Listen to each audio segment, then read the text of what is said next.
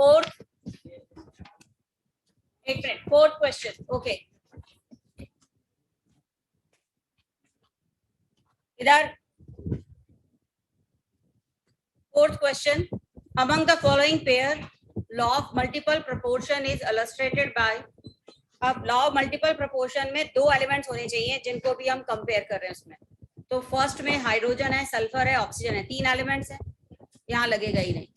Second वाले में भी ऑक्साइड और क्लोराइड है, नो, हमें एक ही टाइप के कंपाउंड्स के बीच कंपेयर करना होता है, मतलब या तो दोनों ऑक्साइड्स हो, दोनों क्लोराइड्स हो, या जो भी है।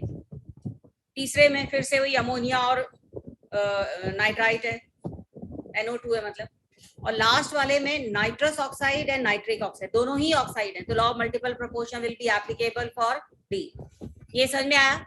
Same category of compound should be there, दोनों सल्फेट हो, दोनों क्लोराइड हो, दोनों ब्रोमाइड हो, दोनों ऑक्साइड हो, इस तरह से। उसके बाद था अगला fifth question, fifth, sixth, seventh, okay okay, seventh में था 1 ग्राम नाइट्रोजन, नाइट्रोजन इज 1 ग्राम, और उसके साथ ऑक्सीजन कंबाइन हुआ 0.57 ग्राम, ये कंपाउंड ए था।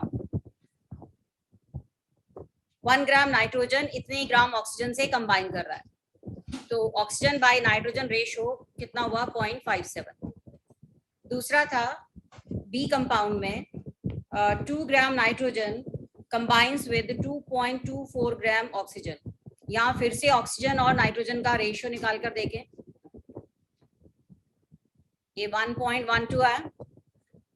उसके बाद सी कंपाउंड में नाइट्रोजन है 3 ग्राम और ऑक्सीजन है 5.11 ग्राम, मतलब fixed amount of nitrogen combines with different amount of oxygen, और ये रेशियो 5.11/3 कितना आया? ये 1.7 आया। अब these results ओबे, ये तो तुम्हें पता चल ही रहा है कि रेशियो सेम है नहीं, तो देखते ही बता सकते हो कि कौन सा लॉ अप्लाई होगा, मल्टीपल प्रोपोर्शन। बट अगर रेशियो निकालना होता, हम तीनों में इस रेशियो में जो मिनिमम होता उससे डिवाइड कर देते, सिंपल रेशियो निकालने के लिए यही करते हैं। तो ये फिर 1 हो जाता, ये अप्रोक्सीमेटली 2, ये अप्रोक्सीमेटली 2 पॉइंट समथिंग होता, 2.5 या इस तरह से। अगर मान लो ये 2.5 है तो हम इसको क्या करेंगे, होल नंबर रेशियो में चेंज करेंगे, मल्टीप्लाई बाय 2, तो ये रेशियो हो जाता 2:4:5। तो मल्टीपल प्रोपोर्शन तो यहीं से प्रूव हो गया। अगर ये सेम आता तो हम क्या कहते, कांस्टेंट कंपोजिट। रेसिप्रोकल तो लगता ही नहीं क्योंकि है ही दो element. 8th question, 9th, 10th हो गया, 11th में डाउट है, 12th, 13th में किसको डाउट है? किसी को डाउट हो पूछ सकते हो। 13th में अ gaseous mixture containing 1 litre ethane and 1 litre propane. सबसे पहले हम इथेन का फॉर्मूला लिखेंगे, प्रोपेन का फॉर्मूला लिखेंगे, ये भी 1 लीटर है, ये भी 1 लीटर है, और इसका कंबस्शन करेंगे। बर्न करना मतलब कंबस्शन करना है। जब हमने इसको बर्न किया, 2 कार्बन है ना, 2 CO2 बना, 6 हाइड्रोजन है, 3 H2O बना। जब हम बैलेंस करेंगे, यहाँ 7 ऑक्सीजन है तो ये 7/2 O2 हो गया। प्रोपेन में कंबस्शन करने पर 3 CO2 प्लस 4 H2O, 10 ऑक्सीजन है तो इस तरफ, तो ये 5 हो गया। अब क्वेश्चन पर आते हैं, what volume of oxygen will be required. अगर हम इसका रेशियो देखें, इसके 1 मोल के लिए या 1 लीटर के लिए इसके 7.5 मतलब 3.5 लीटर यूज हो रहा है, पता है हमें। सेकेंड वाले में इसके 1 लीटर के लिए इसके 5 लीटर यूज हो रहे हैं, तो टोटल ऑक्सीजन यूज कितनी हुई? 8.5। आंसर ए आ गया। अब क्लियर है? ऐसा ही क्वेश्चन था अगला 14th में कोई डाउट? 14th बताओ। No, 15th। हाँ ओके ओके, 15th में था, हमारे पास रिजल्ट दे रखा है। पहला में जो ए में फर्स्ट एक्सपेरिमेंट की रीडिंग है 3.01, दूसरे में रीडिंग है 3.02, काफी क्लोज है, प्रिसाइज है ये, और एक्चुअल वैल्यू है 3, एक्यूरेट भी है, बट सेकंड में पहली है 3.05, दूसरी है 2.95, तो सेकंड वाली प्रिसाइज नहीं है, एक्यूरेट है, इससे मतलब इससे तो कमी है, तो हम क्या कहेंगे, results of student A are both precise and accurate. आगे सी में था result of student B are neither precise nor accurate, accurate तो है वो, प्रिसाइज नहीं है, क्योंकि वैल्यू इसकी 3 के क्लोज आ रही है। हाँ जी 16th 17th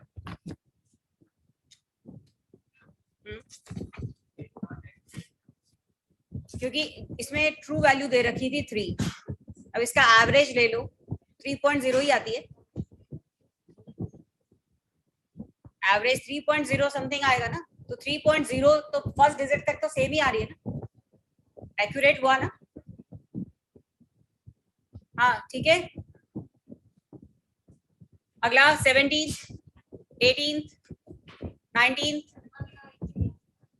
18th था PCl5 plus chlorine gave PCl3 plus chlorine gave PCl5, हमने ये 10 लीटर लिया, ये 20 लीटर लिया, लिमिटिंग रिएजेंट कौन है, PCl3, ये लिमिटिंग है, और ये अनयूज कितना बचा 10 लीटर। अब जो लिमिटिंग रिएजेंट वही प्रोडक्ट डिसाइड करेगा, तो PCl5 कितने लीटर बनेगा 10 लीटर, तो आंसर हो गया ए, PCl3 limiting reagent and 10 litre PCl5 will be formed. बातें नहीं इधर। 19 में था 20 litre SO2 plus 15 litre O2 give SO3, इनका स्टोक्यूमेट्री रेशियो क्या है, अगर ये 1 है तो ये 0.5 है, तो ये 1 है, यही है, या हम कह सकते हैं इट इज 2:1:2, ये इनका रिएक्शन का रेशियो है, रिएक्ट करने का रेशियो। सो अगर ये 20 लीटर है, ये 20 लीटर हमने लिया, ये हमने 15 लीटर लिया, तो ऑब्वियसली 20 लीटर के लिए ऑक्सीजन कितनी रिक्वायर्ड है 10, जबकि हमने कितनी ली है 15, तो अनयूज्ड ऑक्सीजन कितनी हुई 5, और ये लिमिटिंग रिएजेंट हुआ, और अगर ये लिमिटिंग है तो SO3 भी कितना बनेगा 20 लीटर, तो बस ए आ गया, SO2 limiting reagent and 20 litre SO3 will be form, right. Then 20th हम डाउट 20th इसमें था 3A plus 2B plus C gives P if 20 liter of each is taken, तुम्हें पता है कि अगर इसके 3 यूज होंगे तो इसके 2 यूज होंगे और इसके 1 ही यूज होगा, इसका मतलब इसके 20 लीटर के लिए इसका कितना रिक्वायर्ड होगा, और ये कितना रिक्वायर्ड होगा 20/3, इसका मतलब लिमिटिंग रिएजेंट ए हुआ ना, सबसे ज्यादा यही यूज हो रहा है, मतलब इसके 3 लीटर यूज हो रहे हैं तो बाकियों के 2 और इसके तो 1 ही है, लिया हमने बराबर है, तो जो लिमिटिंग रिएजेंट हुआ वो क्या बना ए। 21 में था अमोनिया इज फॉर्म्ड, तुम्हें पता है अमोनिया के लिए हेबर्स प्रोसेस ये वाला रिएक्शन होता है। अब इसमें हमने लिया 100 लीटर नाइट्रोजन और उसको रिएक्ट करवाया 200 लीटर हाइड्रोजन के साथ, वैसे अगर नाइट्रोजन 1 लीटर होता तो हाइड्रोजन रिक्वायर्ड 3 लीटर होता, तो 100 के लिए हाइड्रोजन रिक्वायर्ड कितना है 300, जबकि हाइड्रोजन हमने लिया है कम, तो जो कम है वो क्या है limiting reagent, so this one is limiting reagent. तो बस अमोनिया कितनी बनेगी यहीं से डिसाइड कर लें कि अगर 3 लीटर हाइड्रोजन है तो अमोनिया 2 लीटर बनती है ना, अगर ये 200 लीटर हाइड्रोजन है तो अमोनिया कितनी बनेगी 2/3 × 200, यूनिटरी मेथड सबको पता है कि अगर ये 3 लीटर है तो ये 2 लीटर है, अगर ये 1 लीटर है तो ये 2/3 लीटर है, अगर ये 200 लीटर होता तो अमोनिया कितनी बनती 400/3, और ये आंसर आ जाता हमारा 133.3। नाउ 22 23 24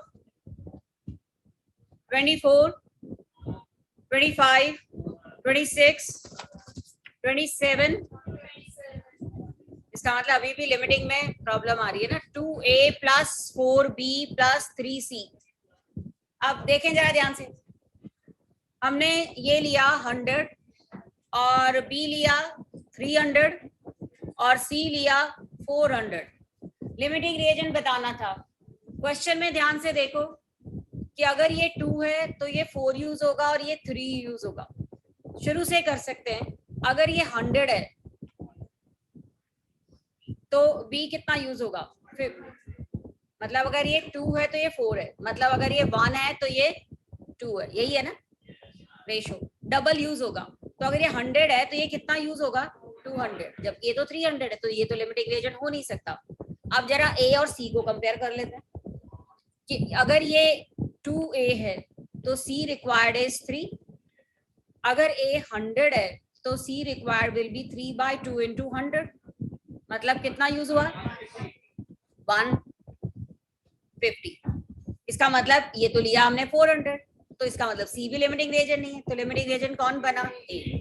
किसी भी एक से स्टार्ट करके देख सकते थे। मुझे बताओ अब लिमिटिंग रिएजेंट के पता चल रहे हैं क्वेश्चन? क्योंकि ये कॉन्सेप्ट तो मोल में भी आएगा, वहां भी यूज होने वाला है। जो हम गैसेस पे अप्लाई कर रहे हैं ना, वही आगे रिएक्शंस में भी अप्लाई होगा। 27 हो गया। 28 तो ये पता है गैसेस हमेशा होमोजीनियस मिक्सचर बनाती। अब आ जाते हैं रीजन असर्शन पर। फर्स्ट, सेकेंड, कोई डाउट नहीं। Third, fourth, milk colloidal solution है। It looks homogeneous but actually heterogeneous. अगर हम देखें तो फैट पार्टिकल हमें नजर आते हैं। हाँ जी, ऑनलाइन में क्या पूछा तुमने आदि? 27 क्वेश्चन। 27 क्वेश्चन में देखें, ये अगर 2 है तो ये 4 है। मतलब अगर a 1 होता तो जो b है वो 2 यूज होता। तो अगर ये 100 है तो b यूज विल बी 200, जबकि तुमने लिया कितना है? 300। इसका मतलब b हमने ज्यादा लिया है तो b लिमिटिंग नहीं है। ऐसे ही a और c को कंपेयर करें, अगर a 2 है तो c रिक्वायर्ड विल बी 3। अगर a 1 है तो c रिक्वायर्ड विल बी 3/2। अगर ये 100 है, मतलब a 100 है तो c required will be 3/2 into 100, मतलब कितना आ गया? 150। तो 400 में से सिर्फ 150 ही यूज होगा, तो c भी एक्सेस में है। So that is why it is not the limiting. बातें नहीं इधर, कुछ पूछना है? हाँ पता चला ये आदि? हाँ अजय वीर। 28 question, which is homogeneous mixture. Homogeneous mixture जिसका कंपोजिशन थ्रू आउट सेम हो। तो अगर हम मिल्क लें, मिल्क में एक कोलाइडल स्टेट होती है। It look homogeneous but actually it is heterogeneous. Smoke, ये भी कोलाइडल स्टेट है। डस्ट पार्टिकल,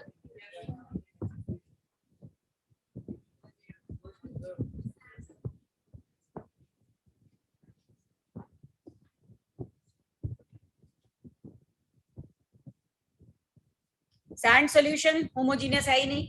और एयर गैसेस का मिक्सचर है और gaseous mixtures are always homogeneous. तो इसका आंसर हुआ बी। हाँ जी राइट। अब सेक्शन बी में फर्स्ट, सेकेंड, थर्ड, फोर्थ, ये था सिग्निफिकेंट फिगर। 0.200 में 3 है। यस, डेसिमल के बाद वाले सारे जीरो सिग्निफिकेंट होते हैं। वेयरएज 200, अगर 200 डेसिमल ना लगाओ तो सिर्फ नॉन जीरो डिजिट ही सिग्निफिकेंट होती है, जीरो जो है सिग्निफिकेंट नहीं होते। तो यहाँ पर सिग्निफिकेंट फिगर यही हुई, क्योंकि बाकी सबको तो हम 10 की पावर एक्सपोनेंशियल टर्म्स में लिख सकते थे। अगर डेसिमल लग जाता, मतलब ऐसे लिखा होता, फिर ये 3 सिग्निफिकेंट फिगर होते।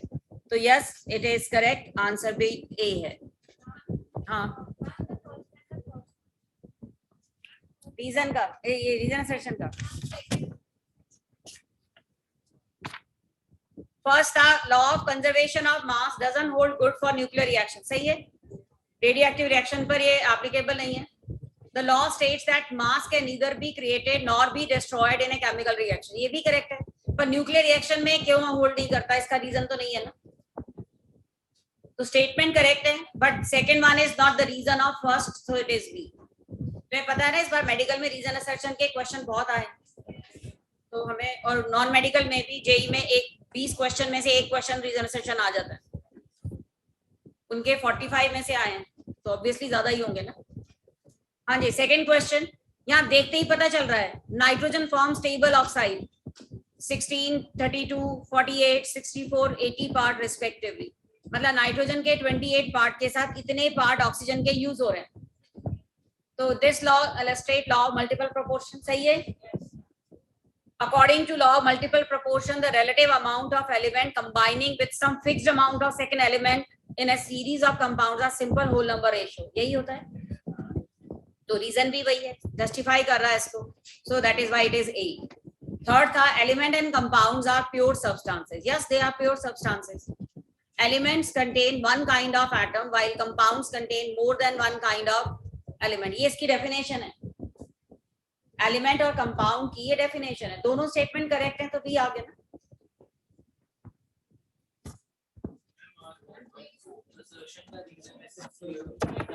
एलिमेंट, एक मिनट, प्योर सब्सटेंसेस का मतलब है जिसमें मिक्सचर नहीं है, मतलब दूसरा एलिमेंट नहीं है. दूसरा मतलब 2 एलिमेंट्स का मिक्सचर, वो कह सकते हैं. इसका रीजन गलत नहीं है, रीजन तो एक करेक्ट स्टेटमेंट है. वो रीजन इसलिए नहीं है, सिंपलेस्ट फॉर्म है एलिमेंट, और जो कंपाउंड्स हैं वो फिक्स्ड रेशियो में बनते हैं 2 एलिमेंट्स के, और elements will lose their identity when they form compound. तो इसका रीजन बड़ा वेग सा है, करेक्ट रीजन है भी नहीं. हाँ, pure substance will take this statement as it is, conceptual statement है. तो ये जो सेकंड वाला लाइन हमें दिया हुआ था ना, ये एक कंप्लीट स्टेटमेंट है. तो दोनों ही इंडिपेंडेंट स्टेटमेंट की तरह लेंगे, इसलिए इसको बी लिखा है. फोर सब्सटेंस और मिक्सचर, मतलब इसमें 1 टाइप ऑफ मॉलिक्यूल्स हैं दोनों में ही, वो होना चाहिए था. हाँ जी, आगे मोर देन 1 में फर्स्ट क्वेश्चन, मोर देन 1 में फर्स्ट क्वेश्चन, सेकंड का, एक मिनट, सेकंड में डी पार्ट में लिक्विड वाटर दिया हुआ है, तो लिक्विड पे तो अप्लाई नहीं होता ना गैल्यूसेक्स लॉ.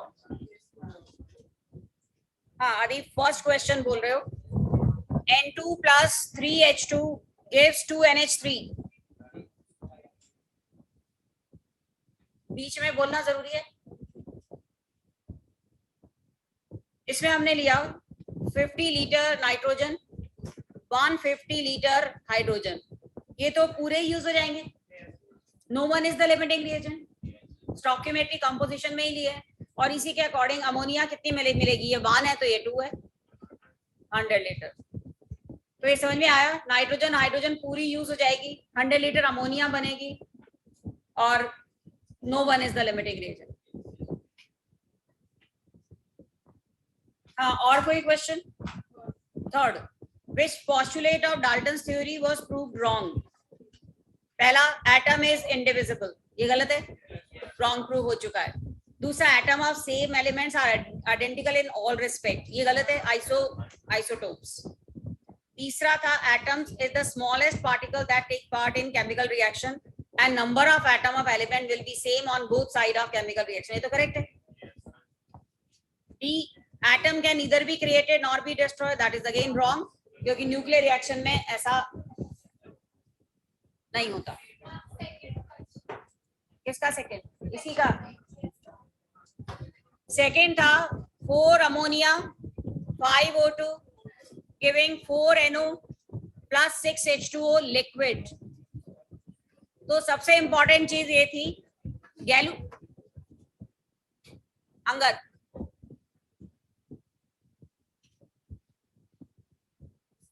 गैल्यूसेक्स लॉ सिर्फ गैसेस पर अप्लाई होता है. सो यहां हमने लिया ये 100 और ये 500, which is the limiting reagent. इसके 4 के लिए ये 5 रिक्वायर्ड है, इसके 100 के लिए ये कितना रिक्वायर्ड होगा? ये 4 है तो ये 5 O2 रिक्वायर्ड है, अगर ये 1 है तो ये 5/4 रिक्वायर्ड है, अगर ये 100 है तो ये कितना रिक्वायर्ड है, 5/4 into 100 कितना हो गया, 125। अब 125 रिक्वायर्ड है, लिया तो हमने 500 है, तो लिमिटिंग रिएजेंट क्या बना, अमोनिया। सो सेकंड में oxygen is limiting reagent wrong था, अमोनिया इज लिमिटिंग रिएजेंट ये करेक्ट था। उसके अलावा NO कितना बनेगा 100, क्योंकि ये अगर 4 है तो ये भी 4 है, ये 100 है तो ये भी 100 बनेगा। और लास्ट इसलिए अप्लाई नहीं हुआ क्योंकि लिक्विड के ऊपर गैलुसेक्स लॉ अप्लाई नहीं होता, वहां मोल कॉन्सेप्ट ही लगेगा। अब आई थिंक सारे क्वेश्चन हो चुके हैं, तो फिर आज हम शुरू, बोलो।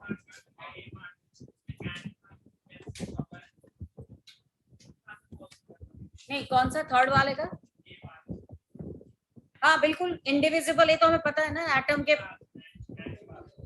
And atoms of an element can not be converted radio active reaction, एक एलिमेंट को दूसरे में कन्वर्ट करते हैं ना, यूरेनियम से नेपट्यूनियम बन गया था, याद है, तो वो भी रॉन्ग प्रूव हो गया। हाँ तुम पूछो। असर्शन रीजन के थर्ड पार्ट में एलिमेंट और कंपाउंड प्योर सब्सटेंसेस है, ये करेक्ट है। सेकंड अभी बताया ना तुम्हें, नाइट्रोजन के 28 पार्ट के साथ ऑक्सीजन के 16, 32 ये रिएक्ट कर रहे हैं, तो ये रेशो क्या हुआ, 16, 32, 48, 64, 80, क्या रेशो है, 1:2, 2:3, 3:4:5। तो एक fixed part of nitrogen combines with different part of oxygen and ratio of oxygen will be in whole numbers, reason में भी यही दे रखा है, तो ए आ गया ना।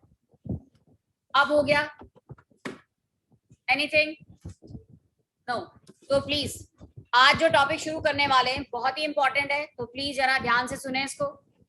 ये अल्फाबेट्स हैं मोल कॉन्सेप्ट के जो आज बताने वाली, तो इस पे जरा थोड़ा सा ध्यान दें।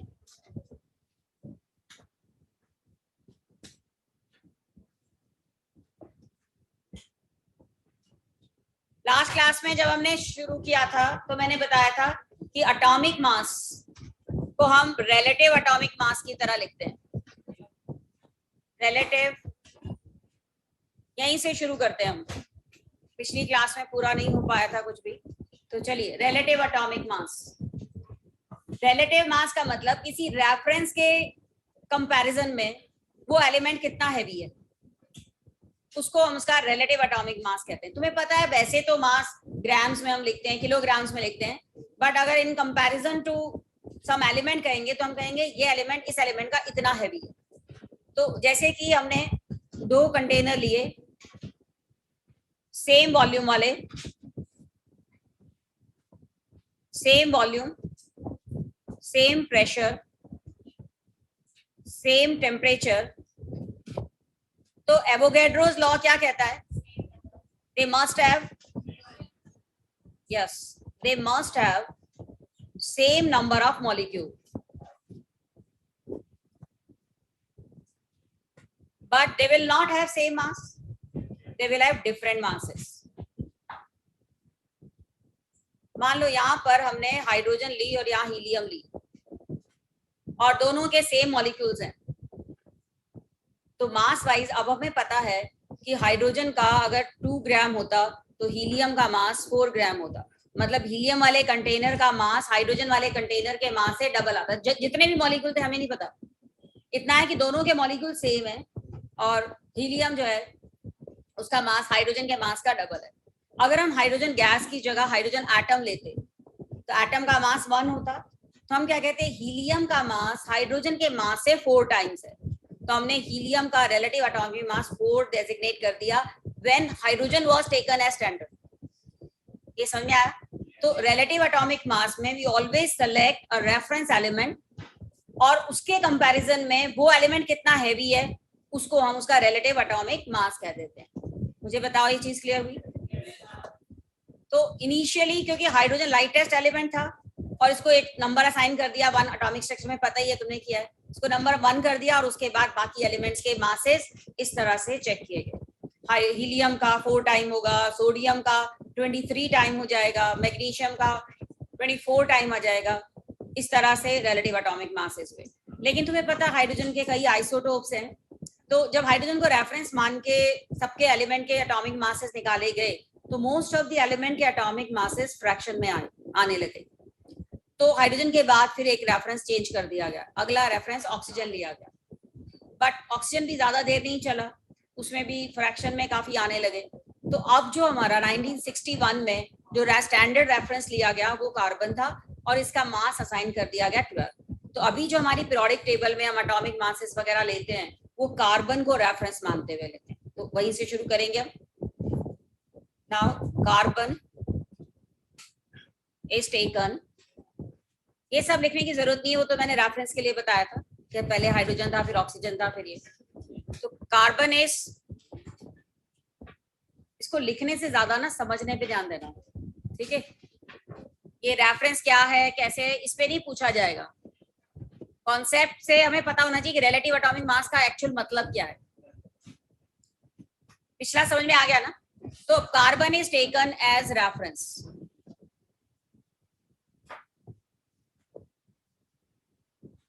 रेफरेंस स्टैंडर्ड कहने का मतलब ये जो भी एटॉमिक मासेस हम लिखते हैं वो एक्चुअल मास नहीं है, वो क्या है, relative mass with respect to mass of carbon. अब कार्बन को रेफरेंस लेते हुए ये मास कैसे निकाले गए, इसमें क्या किया गया कि कार्बन का मास असाइन कर दिया गया 12, it is assigned mass exactly 12। मतलब कार्बन के का मास 12 है, मतलब इसमें 12 यूनिट्स है, 12 एटॉमिक मास यूनिट के बराबर इसका मास है, और इसके आगे AMU लिख दिया। कार्बन का एटॉमिक मास 12 असाइन कर दिया गया। आई थिंक अब तुम्हें पता है कि 12 क्यों किया होगा, तो कार्बन के एटम में 6 प्रोटॉन है और 6 न्यूट्रॉन्स है, और इलेक्ट्रॉन का मास नेग्लिजिबल होता है, तो कार्बन का मास असाइन कर दिया गया 12 AMU। अब कार्बन के मास का अगर हम 1/12 करें तो हमें 1 यूनिट का मास मिल जाएगा। अब तुम्हें पता है एटम है, न्यूट्रॉन प्रोटॉन में थोड़ा सा मास का डिफरेंस होता है, और हमने इसको एवरेज ले लिया। So mass of 1 unit 1 AMU will be 1/12 of the mass of carbon।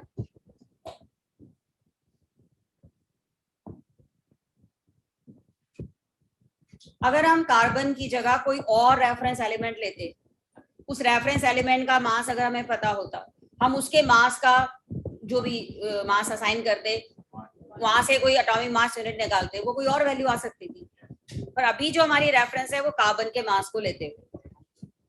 अब मास ऑफ 1 कार्बन एटम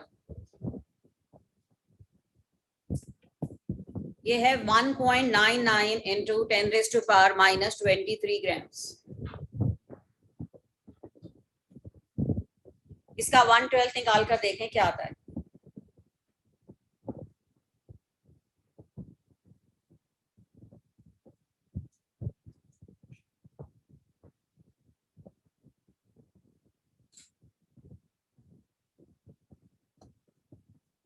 हाँ बताइए, अगर हम इसमें 10 मल्टीप्लाई कर देते हैं और 10 से डिवाइड कर देते हैं,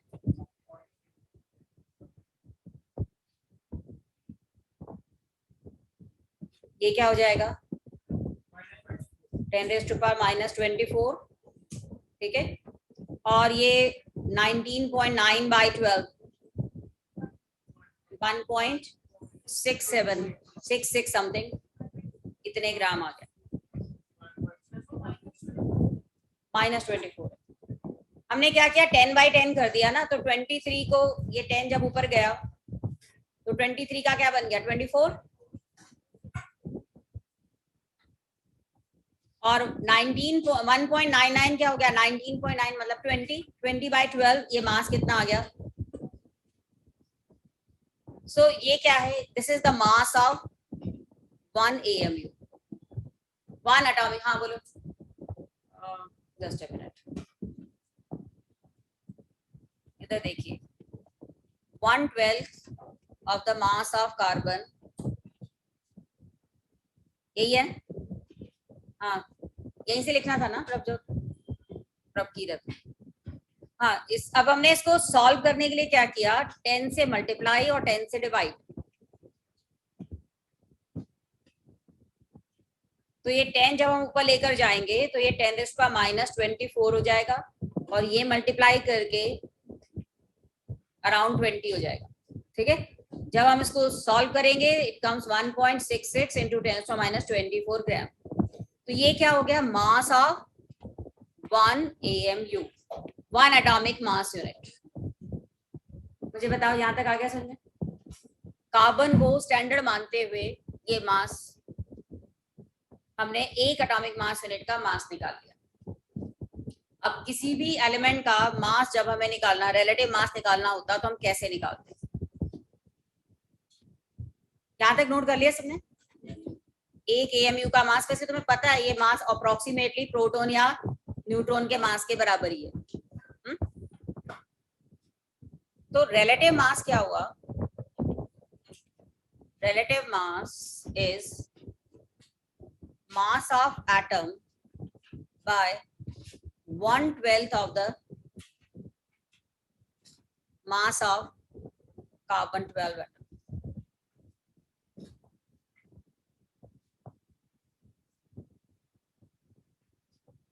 Relative mass will be mass of atom by 1/12 of the mass of carbon 12. जैसे कि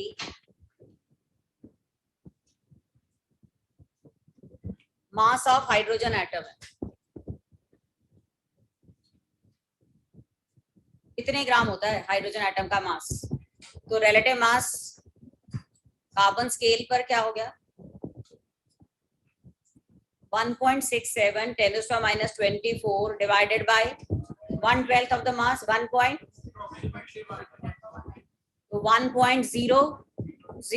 कुछ ऐसे आ गया, मतलब 1 ग्राम हो गया ना।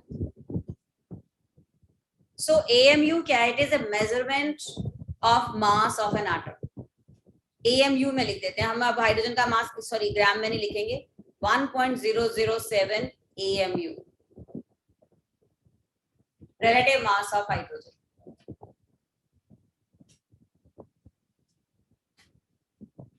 ये दोनों मासेस ग्राम्स में थे।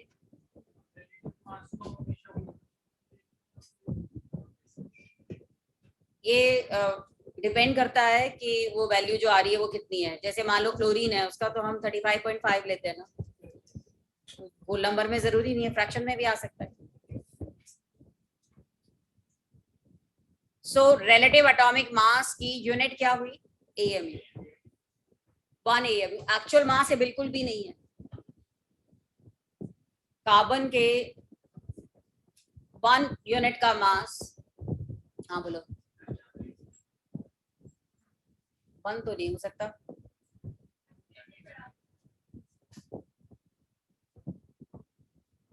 एक सेकेंड राजेंद्र, जरा ये AC का प्रॉब्लम देखना इनका क्या है। 1 AMU को चलिए अभी कर देते हैं, इसको यूनिफाइड मास भी कहते हैं। 1 AMU is expressed as unified mass, that is U से भी लिखते हैं इसको। इसको डाल्टन भी कहते हैं, 1 Dalton. 1 AMU will be equal to 1 Dalton. तो अलग अलग तरह से इसको एक्सप्रेस किया गया है। बट अगर तुम यहाँ लिखते हो 23U, तो इसका मतलब क्या है? एक सोडियम एटम का रिलेटिव मास, एक एटम के लिए हो रहा है ये। जितने भी मासेस हम ले रहे हैं, atomic mass, relative atomic mass, this is meant for 1 atom, right. अब हम आते हैं रिलेटिव एटॉमिक मास। हमने अलग अलग एटम को दे दिया उनके मासेस लेके। हीलियम को हमने रिलेटिव एटॉमिक मास 4 दे दिया।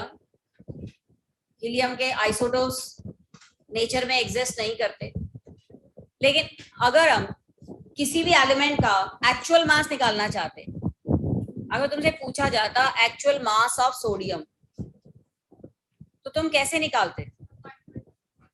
हम क्या करते, जो भी रिलेटिव एटॉमिक मास है AMU में, उसको हम मास को मल्टीप्लाई करते। एक AMU का मास होता है 1.66 10⁻24, तो इतने का मास कितना हुआ? ये ग्राम में मास आ जाता। तो हम क्या करते हैं, 23 इंटू 1.66 इंटू 10⁻24 ग्राम। ये मास किसका आ जाता? एक सोडियम एटम का मास। तो और तुमने देखा है मास बहुत ही कम होते हैं, 10⁻⁻, उसमें तो इस इतनी बड़ी वैल्यू बार बार लिखना हमारे लिए कन्वीनियंट नहीं है। तो इसीलिए इजी फॉर्म करने के लिए हम सीधा क्या लिख देते हैं, सोडियम का रिलेटिव एटॉमिक मास 23 AU। बाद में ग्राम्स में चेंज करना होता तो इजी होता है, जस्ट हमने क्या करना है, उसको मल्टीप्लाई करना है 1.66 × 10⁻24 से। मुझे बताओ ये समझ में आया? अब जो कई ऐसे एटम्स हैं, यहां तक सबको क्लियर हुआ? कई ऐसे एटम्स हैं जिनके आइसोटोप्स होते हैं, तो अब उसका मास कौन सा लिया जाए? तो ऐसे में हम कौन सा मास लेते हैं? एवरेज रिलेटिव एटॉमिक मास। तो लिख लीजिए रिलेटिव एवरेज रिलेटिव एटॉमिक मास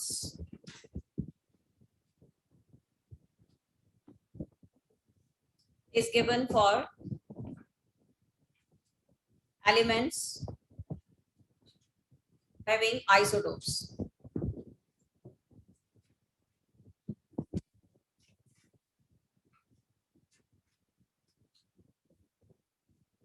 जैसे क्लोरीन 35 और क्लोरीन 37, ये 75% के साथ 25% क्लोरीन 37 प्रेजेंट होता है, 3:1 रेशो में ये प्रेजेंट होते हैं।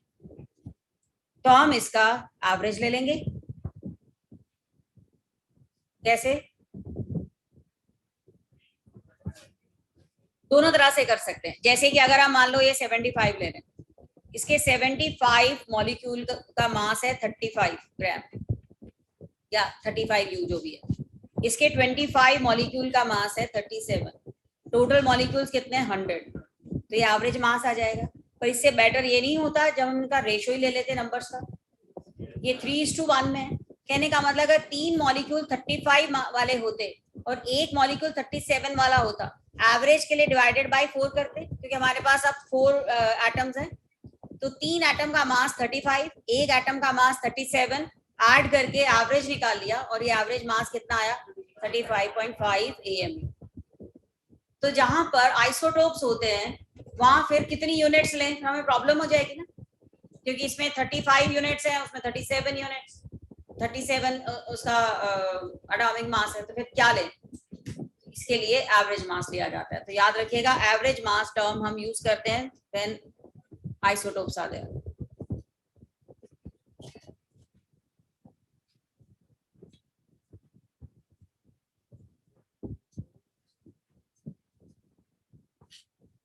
जैसे देखिए एक क्वेश्चन देखें, ये मैंने तुम्हें शायद एटॉमिक स्ट्रक्चर में बताया था।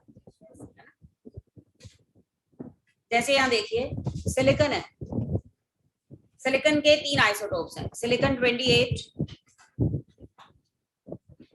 ये है 92.25%, सिलिकॉन 29 4.65% और सिलिकॉन 30 ये है 3.10%। एवरेज मास क्या होगा? What is average atomic mass? Simply क्या करना है, हमारे पास टोटल 100 में सिलिकॉन के 28 वाले 92.25 एटम्स हैं, सेकेंड वाले में 4.65 29 एटॉमिक मास वाले हैं, और तीसरे में 3.10 30 एटॉमिक मास यूनिट वाले। तो इन सब का एवरेज करने के लिए टोटल इज 100, ये इसका एवरेज मास है। बस आगे कैलकुलेशन ही रह जाती है और तो कुछ नहीं है इसमें। हाँ, इसका मास 28.11 U आता है। यूनिफाइड मास जो लिखा उसका मतलब एक एटम का मास है। मतलब अगर हमारे पास 100 एटम सिलिकॉन के होते, उसमें अलग अलग मास वाले एटम होते, तो एवरेज इन सब का एवरेज सिंगल एटम का मास कितना आता? 28.11 U। पहले मुझे बताएं, ये क्लियर हुआ? अगर हमारे पास सिर्फ एक ही आइसोटोप होता फिर तो कोई प्रॉब्लम ही नहीं थी, पर अगर मिक्सचर में कई आइसोटोप्स हैं तो फिर हम एवरेज मास लेना पड़ेगा ना हमें।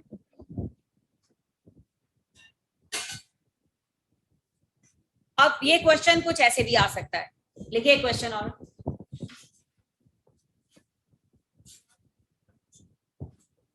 हाँ जी लिखिए, कार्बन एग्जिस्ट एज, हाँ बोलो, carbon exist as carbon 12 and carbon 13। Suppose carbon 14 है ही नहीं इसमें mixture में carbon exists as carbon 12 and carbon 13. Average atomic mass of carbon is 12.011 AMU. Calculate percentage abundance of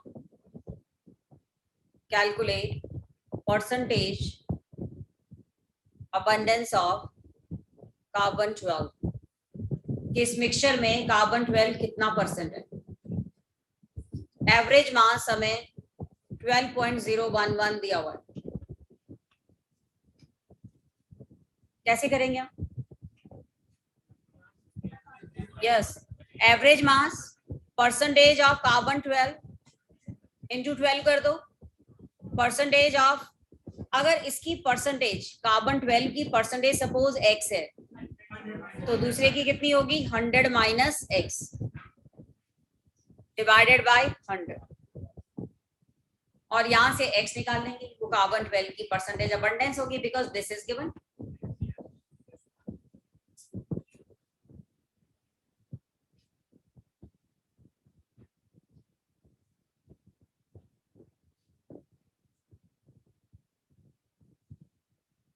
इसको अगर हम सॉल्व करेंगे, बस थोड़ा सा कैलकुलेशन है मोल कंसेप्ट में.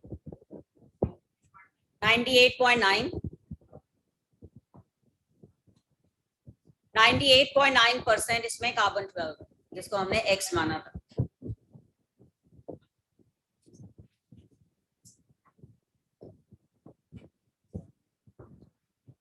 मुझे बताओ ये टर्म समझ में आई? रिलेटिव एटॉमिक मास सबको? जिस तरह से हम रिलेटिव एटॉमिक मास कहते हैं ऐसे रिलेटिव मॉलिक्यूलर मास हो जाए. रिलेटिव मॉलिक्यूलर मास में एटम की जगह हम क्या कहेंगे? एक मॉलिक्यूल कार्बन के 1/12 मास से कितना हैवी है. 1/12 of the mass of carbon से जितना हैवी है एटम, वो उसका क्या हो जाएगा? उस मॉलिक्यूल, वो उसका रिलेटिव मॉलिक्यूलर मास हो जाएगा. तो नेक्स्ट डेफिनेशन लिख लीजिए. द रिलेटिव एटॉमिक मास हम कहते हैं, हाँ बोलो.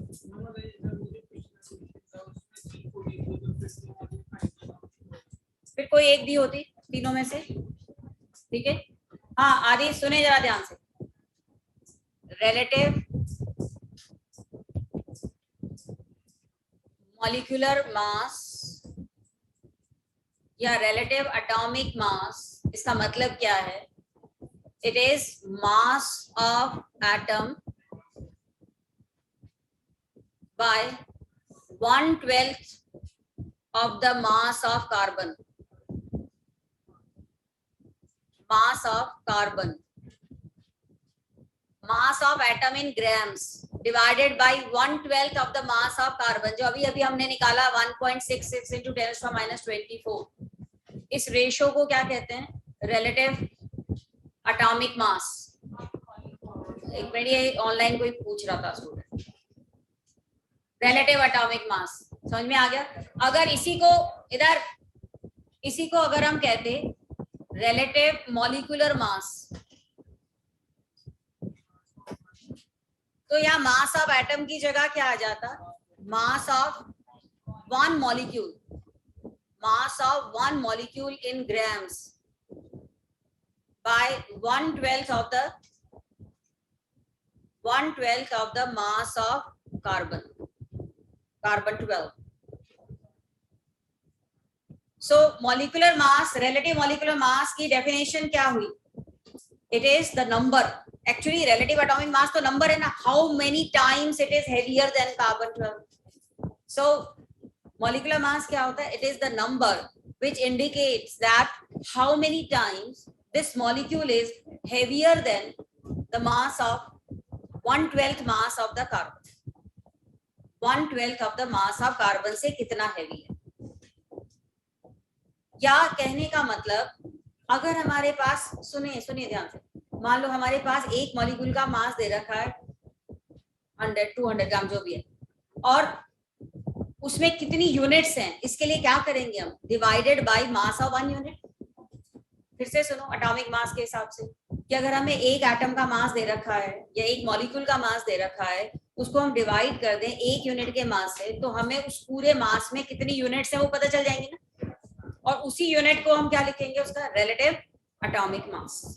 So actually it is the mass in grams of one molecule divided by mass of the one unit. वो one unit क्या थी? 1/12 of the mass of carbon. मुझे बताओ समझ में आई है? और जब हम मॉलिक्यूलर मास निकालते हैं, जैसे कि मान लो H2SO4 है, इसका मॉलिक्यूलर मास याद रखिएगा, मोलर मास अलग चीज है. मोलर मास 1 मोल के मास को कहते हैं, मॉलिक्यूलर मास है. Molecular mass of one molecule, mass of one molecule in AMU. So इसके अंदर 2 हाइड्रोजन है, 2 हाइड्रोजन का एटॉमिक मास कितना होता है? 2 AMU, प्लस एक सल्फर है 32 यूनिट्स के बराबर होता है, प्लस 4 ऑक्सीजन है 4 into 16, तो टोटल मास कितना हो गया इसका? 98. तो 98U क्या हुआ? एक सल्फ्यूरिक एसिड के मॉलिक्यूल का mass, which is not the actual mass. Actual mass कैसे होता? अगर हम एक U की वैल्यू से मल्टीप्लाई कर देते. एक U की वैल्यू क्या थी? 1.66 into 10 to the power minus 24. अगर उससे मल्टीप्लाई कर देते तो हमें एक सल्फ्यूरिक एसिड के मॉलिक्यूल का मास मिल जाता. आई थिंक अब ये क्लियर हो गया होगा ऑनलाइन स्टूडेंट्स. अच्छा, हाँ निर्मल या राजेंद्र आगे जरा एक एसी बंद करना प्लीज. ऐसे ही अगर कोई आयनी कंपाउंड है. अच्छा ठीक है.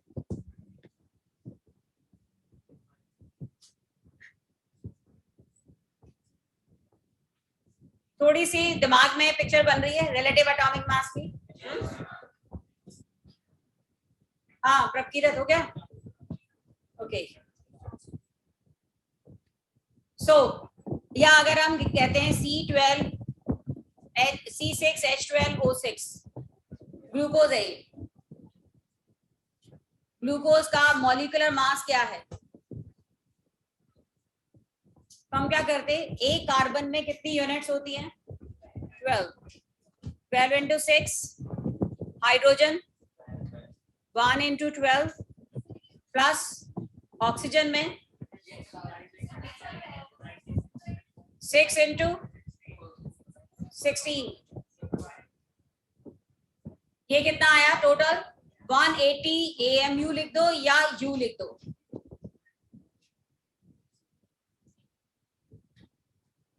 सो 180 AMU एक ग्लूकोज के मॉलिक्यूल का रिलेटिव मॉलिक्यूलर मास है. This is relative molecular mass, relative molecular mass. and actual mass, तो तुम देखो 180 यूज करना ज्यादा कन्वीनियंट है कि ये वैल्यू कन्वीनियंट है? इसीलिए केमिस्ट्री में जहां भी कहीं यूज करते हैं हम इनके रिलेटिव मासेस को प्रेफर करते हैं. अल्टीमेटली पता तो हमें चल ही जाएगा, ग्राम से में कन्वर्ट करना तो इजी है, बाद में कर लो.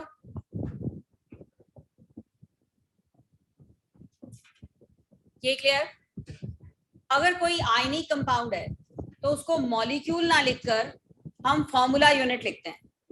तो कहीं भी अगर लिखा हो ना फॉर्मूला मास, उसका मतलब वही है, एक फॉर्मूले का मास, मतलब वो आयनिक कंपाउंड के बारे में बात कर रहे हो. ठीक है, तो हाँ वहां फॉर्मूला मास लिख देते हैं. तो लिख लीजिए, कोई फर्क नहीं है. हाँ जी, formula mass it is the mass of one formula unit of an ionic compound. Mass of one formula unit of an ionic compound. जैसे कि अगर हम लिखते हैं NaCl का फॉर्मूला मास, बात वही है, बस बोलने का तरीका अलग है. एक सोडियम का मास 23 और एक क्लोरीन का मास 35.5, तो ये कितना हो गया 50.5 AMU।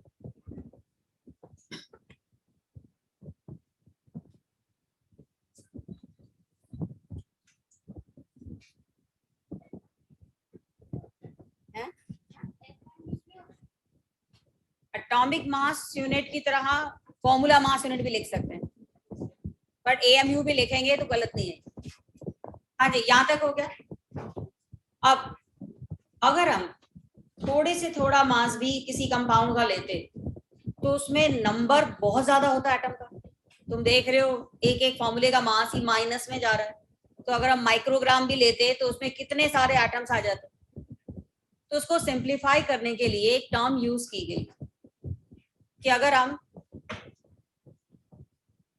एटॉमिक मास को, ये यूनिट तो बाद में बताऊंगी मैं, कि अगर हम सोडियम का एटॉमिक मास 23 AMU है ना, एक सोडियम का, 1 सोडियम, या 23 इंटू 1.66 इंटू 10⁻⁻24 ग्राम, यही है। कहने का मतलब 23 one atom of sodium have mass equal to this। तो यूनिटरी मेथड में कुछ ऐसा करते हैं, 23 इंटू 1.66 10⁻⁻24 लिखना नहीं है इसको, इतने gram will have 1 atom of sodium, ठीक है ना। अगर हम इस 23 AMU को 23 ग्राम ले लेते, मतलब यूनिट वही रखते 23, लेकिन AMU की जगह अगर हम ग्राम्स ले लेते, इतने ग्राम में एक एटम है, तो 23 ग्राम में कितने एटम होंगे। 23 gram will have 1/23 into 1.66 into 10⁻⁻24 into 23, तो ये 1/1.66 इंटू 10⁻⁻24 आ जाता है। और इसको अगर हम सॉल्व करते हैं, 10/1.66 इंटू 10⁻⁻23, ये 10⁻⁻24 को ऊपर लेकर गए, 10⁻+24 आया, 10/1.66 आता है 6.02। क्या है ये, एवोगैड्रोस नंबर। सुनना बड़ा इंटरेस्टिंग है, एवोगैड्रोस को सपना थोड़ी आ गया था ये वाला नंबर अचानक से आ गया। अगर हम रिलेटिव एटॉमिक मास को, सुनिए ध्यान से, अगर हम रिलेटिव एटॉमिक मास की न्यूमेरिकल वैल्यू वही लें और मास वो ग्राम्स में लें और फाइंड करें कि इतने मास में, इतने ग्राम में कितने एटम्स होंगे, it always comes to the Avogadro's number 6.02 to 10⁻23। तो उसने इतने बड़े नंबर को क्या बता दिया कि इतने बड़े नंबर को हमने एक नाम दे दिया 1 मोल। जैसे कि 12 पीसेज हैं तो हम डजन कह देते हैं, 2 पीसेज हैं हम पेयर कह देते हैं। तो 6.02 हमेशा यही आता था कि जब भी रिलेटिव एटॉमिक मास को ग्राम्स में लेके नंबर निकाला जाता था तो ये इसी नंबर के बराबर आता था। तो क्या कहा गया कि एवोगैड्रोस नंबर का मास हमेशा कितना होता है, जो रिलेटिव एटॉमिक मास को अगर ग्राम्स में लिख दिया जाए तो वो हमेशा एवोगैड्रोस नंबर के मास, एवोगैड्रोस नंबर ऑफ एटम का ही मास होता है। तो क्या कहा गया कि एवोगैड्रोस नंबर का जो भी मास है वो 1 मोल का मास है। मतलब उसको नाम क्या दे दिया गया, molar mass. Molar mass, mass of 1 mole. Mass of 1 mole का मतलब mass of Avogadro's number of atom. तो अब हम इजीली कह देते 4 AMU मतलब एक helium atom, but 4 gram 1 mole of helium atom. हम कहते हैं 23 AMU एक sodium atom, but 23 gram 1 mole of sodium atom, या Avogadro's number of sodium atom. तो इतने बड़े नंबर का मास और उसको एक्सप्रेस करना कितना कन्वीनियंट हो गया अगर हम मोल यूज करते हैं। मुझे बताओ समझ में आया? ये लिखना है, लिखो। किसी के लिए भी निकाल के देख लो, ऐसे ही आएगा, क्योंकि हमेशा ये कैंसिल हो जाएगा, ठीक है ना। हमेशा ये वैल्यू कैंसिल हो जाएगी, 1/1.66 10⁻24 एटम ही आएंगे। So whenever relative atomic mass is taken, its numerical value is taken as it is, but unit is taken in grams, this will always have Avogadro's number of atoms or molecules.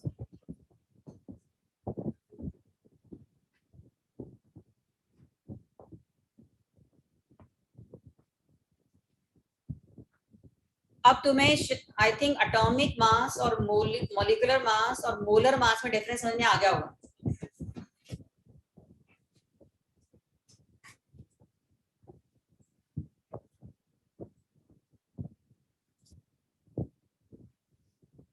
पीछे नजर नहीं आ रहा क्या? I try कि मैं ज्यादा नहीं. इसकी ना डेफिनेशन ही याद करनी है, इसको दिमाग में एब्जॉर्ब करना है कि ये मोल है क्या एक्चुअली, क्योंकि फॉर्मूला करते समय इंस्टेंटेनियसली आना चाहिए ये इसका मतलब क्या है. इसे याद करके नहीं कि हाँ कोई फॉर्मूला सोच के हम क्वेश्चंस कर रहे हैं.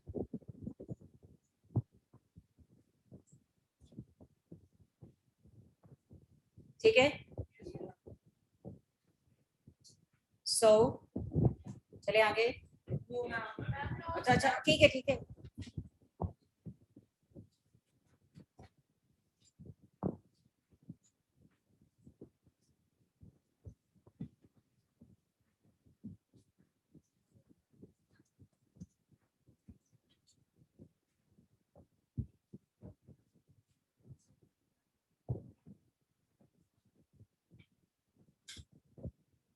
सो अगर मान लो ये सोडियम की जगह कार्बन होता तो यहाँ 23 की जगह क्या होता 12.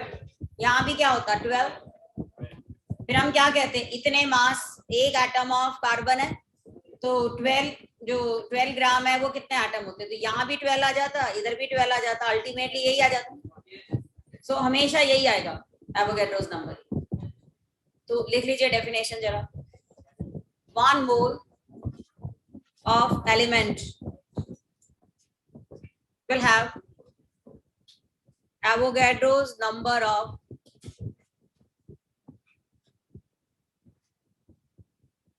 atoms. कि एलिमेंट तो एटम से ही मिलकर बना. 1 mole of element will have Avogadro's number of atoms.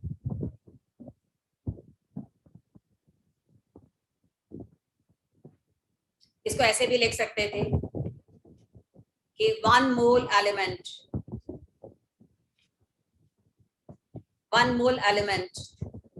of substance will have as much as atom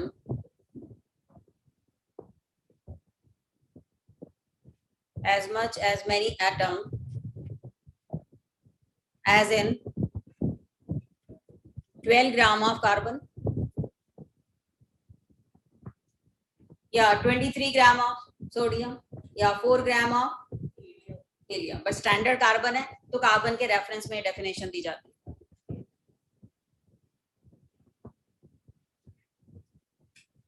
One mole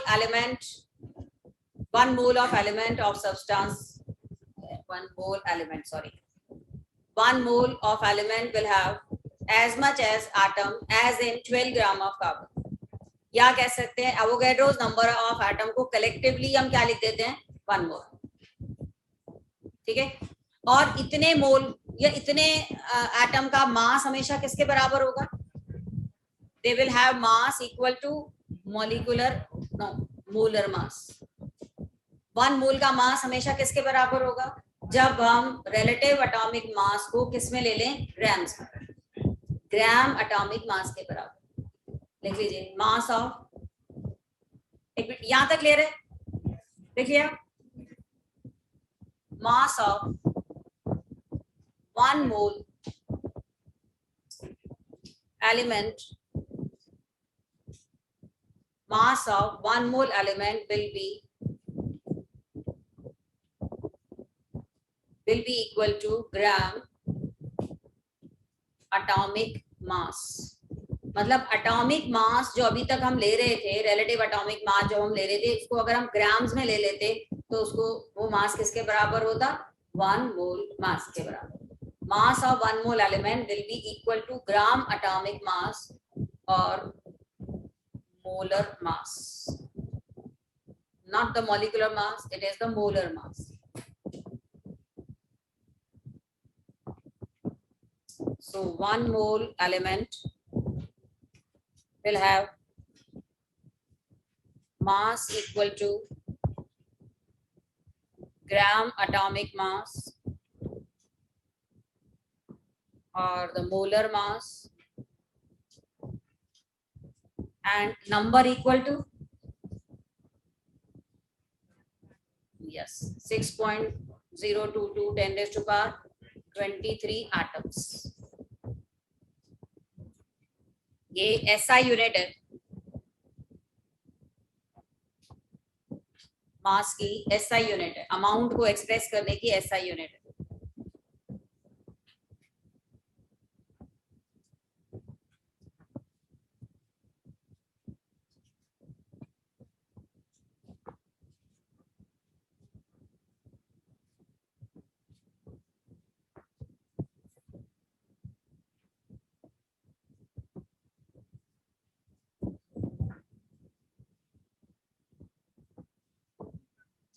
हाँ जी, यहाँ तक समझ में आया या नहीं?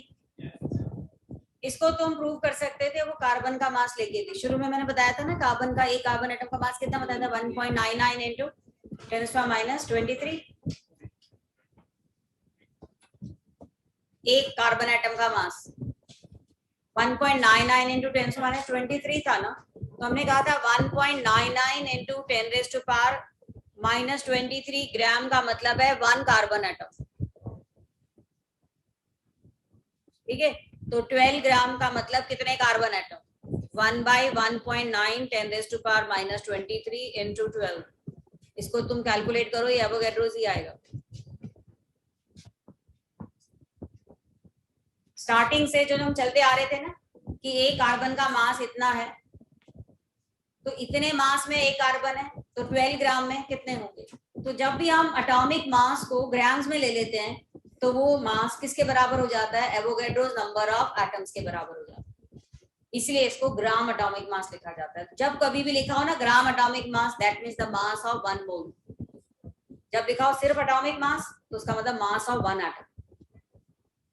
एटॉमिक मास की यूनिट है AMU या U, और ग्राम एटॉमिक मास की यूनिट तो ग्राम ही होगी.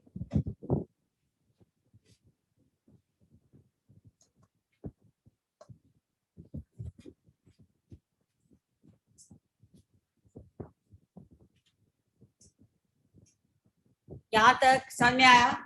एवोगैड्रोस नंबर कैसे आया ये भी क्लियर? सो ये तो बात कर रहे थे हम एटम. लिख लिया सबने?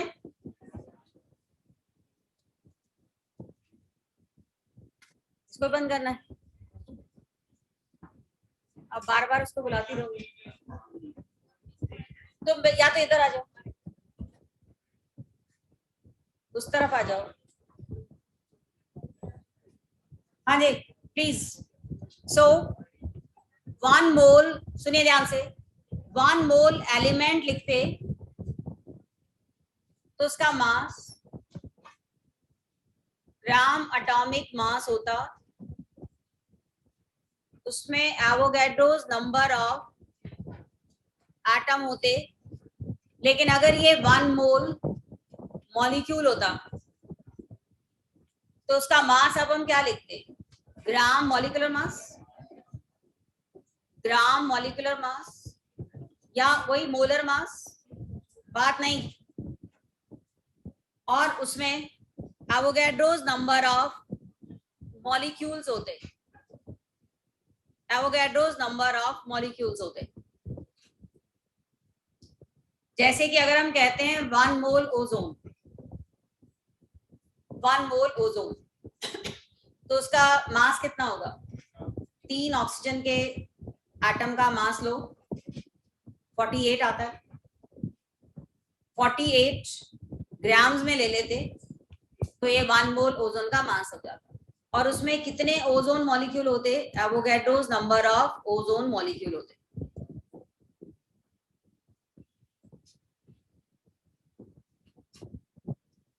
इसमें एटम्स कितने होते?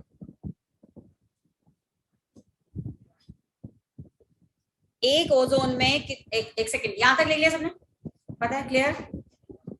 ओजोन का एक मॉलिक्यूल मतलब 48 ग्राम अगर हम लेते तो वो 1 मोल ऑफ ओजोन का मास होता। अगर हम 48 यू लिखते तो एक ओजोन मॉलिक्यूल का मास होता।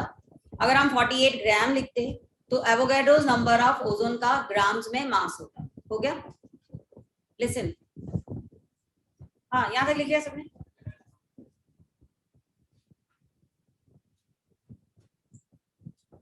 अगर हमसे एटम्स पूछे जाते,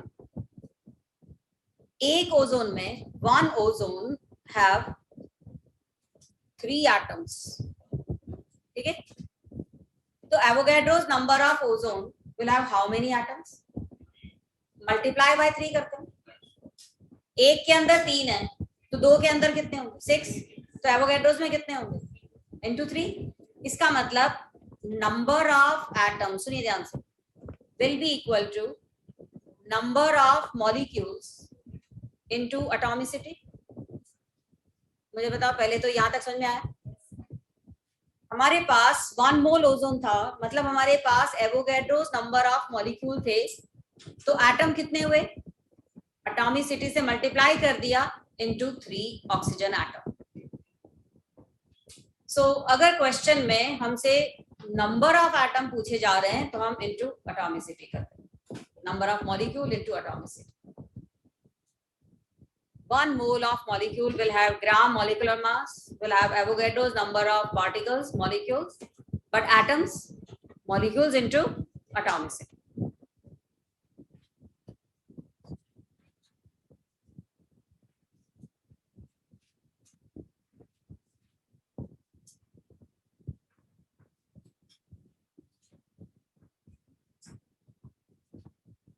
Clear? चले आगे।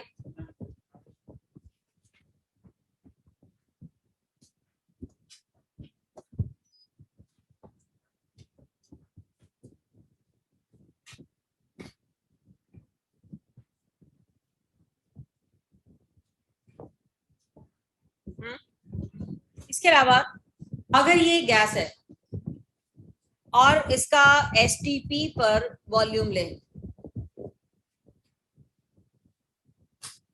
लिसन लिसन लिसन, एक मिनट। अगर हम एक कंटेनर में गैस लेते हैं, टेम्परेचर रखते हैं 273, प्रेशर रखते हैं 1 बार, और इसके अंदर मोल्स लेते हैं 1 मोल, मतलब एवोगैड्रोस नंबर लेते हैं, तो 100% इसका जो वॉल्यूम है वो 22.7 लीटर आता है।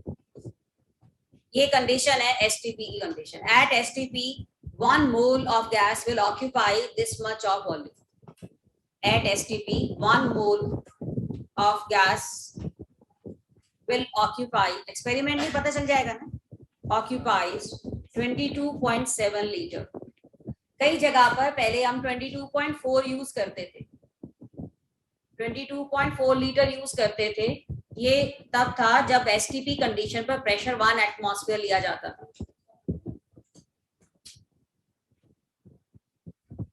प्लीज सुने ध्यान से, 1 बार लेस देन 1 एटमॉस्फेयर, 1 बार लेस देन 1 एटमॉस्फेयर।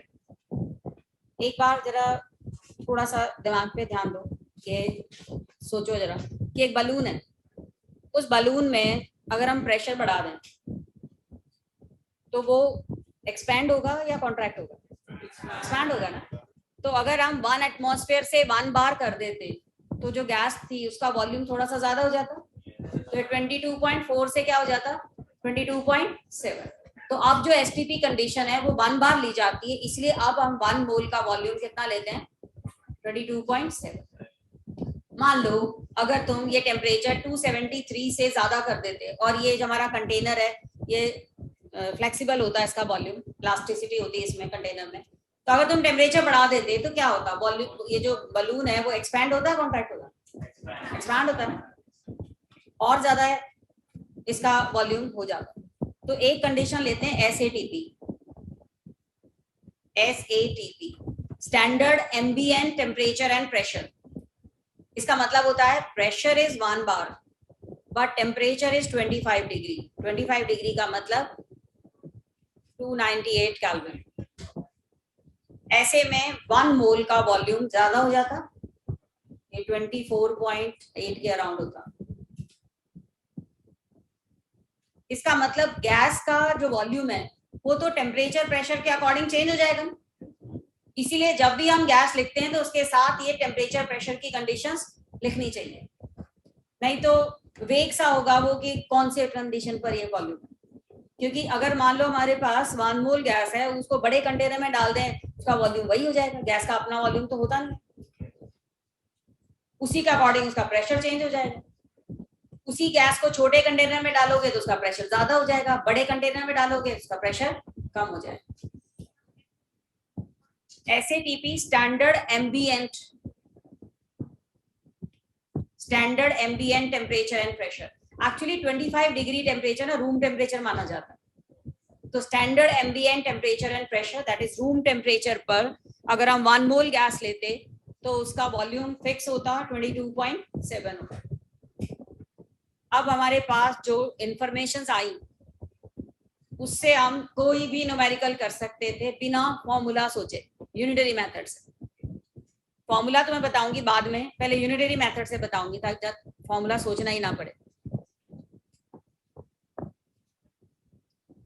हाँ जी, ये कंडीशन समझ में आई, but this is applicable only for gases. Liquid वगैरह पे तो ये अप्लाई नहीं होगा। एक लिक्विड के लिए वॉल्यूम और मास का रिलेशन डेंसिटी पे डिपेंड करता है। एक लिक्विड का volume is mass by density. तो गैस का सिर्फ एक ही चीज फिक्स होती है, वो होता है उसका मास, वो कभी चेंज नहीं होता। बट उसका टेम्परेचर प्रेशर वॉल्यूम ये इंटर रिलेटेड है, चेंज हो जाते हैं। कोई एक चीज चेंज करोगे तो उसका या तो प्रेशर चेंज होगा या फिर उसका टेम्परेचर चेंज होगा। यहां तक क्लियर है? सो अभी हमने जो रिलेशन देखा कि जब भी हमारे पास 1 मोल कोई मॉलिक्यूल है, गैस है, उसका मास मोलर मास है, उसमें एवोगैड्रोस नंबर ऑफ मॉलिक्यूल्स हैं, उसमें atomicity into the N naught Avogadro's number को लिख रही हूं, इतने एटम्स हैं, और उसका वॉल्यूम 22.7 लीटर है एट STP। ये स्टेटमेंट आ गई समझ में? अब तुम्हारे पास कोई क्वेश्चन दिया जाता है और उसमें से एक वैल्यू मास दे रखी है या मोल्स पूछे जा रहे हैं, या मोल्स दिया हुआ है मास पूछे जा रहे हैं, इनमें से वो दो को सेलेक्ट कर लो और उसको आगे फिर यूज करो क्वेश्चंस में। निर्मल असाइनमेंट हो गई क्या? हाँ बोलो। सेम यही है, STP NTP सेम ही लेते हैं। ओके प्लीज यहां तक क्लियर? अब जैसे कि हमें दिया हो, we have please suppose we have 34 gram ammonia और उसमें फाइंड करने हैं find moles. Simple unitary method पे जाना है हमें। ये जो अभी तुम्हें असाइनमेंट मिली है ना, इसमें छोटे छोटे से फॉर्मूला टाइप दे रखे हैं एग्जाम्पल्स के साथ, ताकि तुम्हें मोल्स के सारे न्यूमेरिकल्स आ जाएं। विद थ्योरी है ये असाइनमेंट नहीं है, एक तरह से क्वेश्चन आंसर के साथ ही ये पूरा है प्रैक्टिस के लिए। हाँ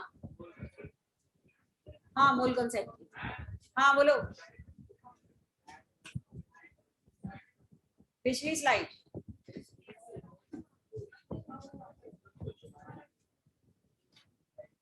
इसकी निर्मल एक और भी थी ना, वो तैयार है क्या? वो नहीं जो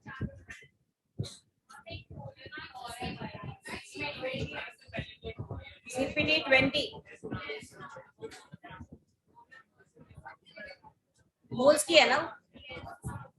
हाँ इससे पहले बने ये वाली।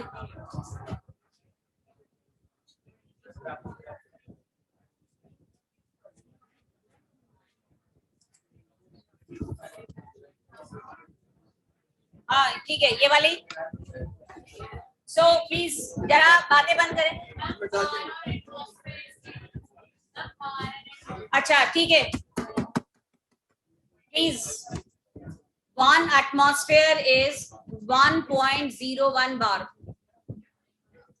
इसका मतलब 1 एटमॉस्फेयर 1 बार से ज्यादा हुआ। अगर 1 बार प्रेशर ले रहे हैं, इसका मतलब है 1 एटमॉस्फेयर से कम है। जैसे प्रेशर कम होता है, वॉल्यूम क्या होता है? ज्यादा एक्सपैंड करेगा ना। Listen, 1 minute. अगर हम उस गैस को ज्यादा बड़े कंटेनर में रखते, जैसे 22.7 लीटर हम अगर वॉल्यूम की बात कर रहे हैं, उधर 22.4 ले रहे हैं, जिसका वॉल्यूम ज्यादा उसका प्रेशर कम ही होगा ना। तो जब हम 1 एटमॉस्फेयर से 1 बार प्रेशर करेंगे, प्रेशर कम होते ही वो एक्सपैंड होने लगेगा। तो वॉल्यूम 22.4 से क्या हो जाएगा? 22.7, राइट। चलिए प्लीज सुने ध्यान से। अब हमें क्वेश्चन में मास दे रखा है, mass is given and you have to find moles. मान लो हमें दिया हुआ है 34 ग्राम अमोनिया, 34 ग्राम अमोनिया, या कोई भी वैल्यू दे रखी है मास की। तुम्हें मास गिवन है और तुम्हें क्या फाइंड करने हैं? मोल्स। तो तुम्हारे पास अमोनिया का कौन सा मास नोन है ना? Molar mass. और उसके मोल्स कितने हैं? 1 मोल। मतलब 17 ग्राम के मोल्स कितने हैं? 1। तो 34 ग्राम के मोल्स कितने हुए? 2। 1/17 into 34, दैट इज 2 मोल्स। तो इसका मतलब मोल निकालने का फॉर्मूला क्या हुआ? Mass by molar mass. ये फॉर्मूला तुमने जरूर पढ़ा होगा सब जगह, मास बाय मोलर मास। मैं तुम्हें एक तरीका इसलिए बता रही हूँ कि ये कई जगह पर अप्लाई होगा। क्या गिवन है और क्या पूछा जा रहा है? जो गिवन है, नोन जो हमारे पास मास है वो मोलर मास होता है, और उसमें कितने मोल्स हैं वो हमें पता है। So if mass is given and you have to find the moles, तो इस तरह से कर लेंगे।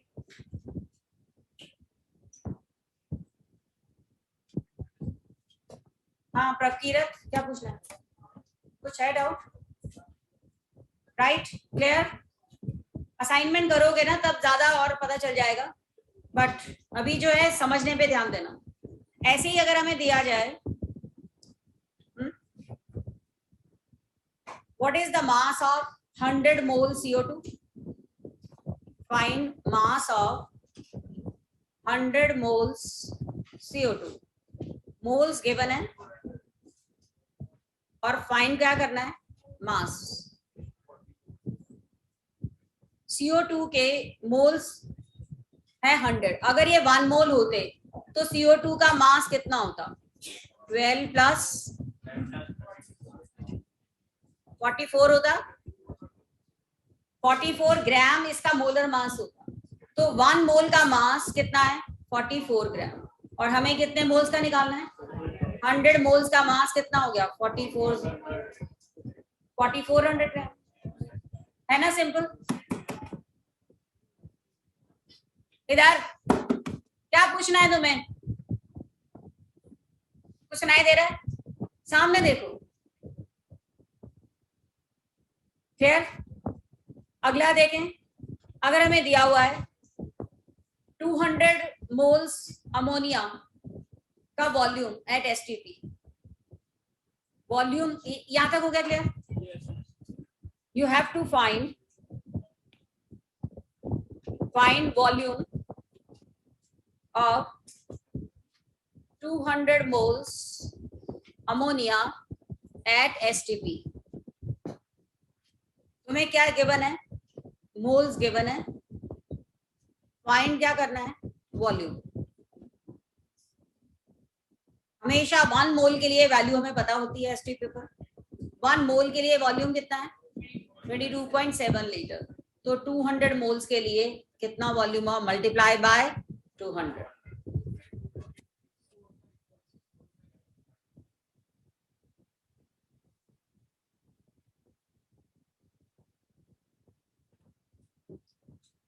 पता चल रहा है? जो नोन क्वांटिटी है ये वाली, यहां से जो अननोन है वो निकालते जाओ, ठीक है। कुछ भी दिया हो, कुछ भी पूछा जाए, कर सकते हैं हम। अगला लिखें, हाउ मैनी, यहां तक क्लियर? क्वेश्चन है हमारा अगला, how many molecules are present, how many molecules of H2SO4, हाउ मेनी molecules of H2SO4 will be present in its 49 gram, 49 gram. तुम्हें फाइंड क्या करना है? मॉलिक्यूल्स, और गिवन क्या है? मास।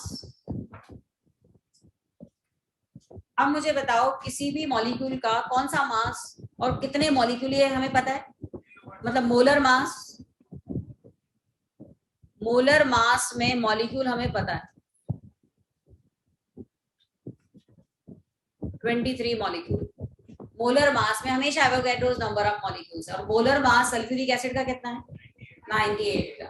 अब 98 में इतने मॉलिक्यूल्स हैं, तो 49 में कितने होंगे? हाफ। 49 grams will have, बस इसका हाफ हो जाएगा।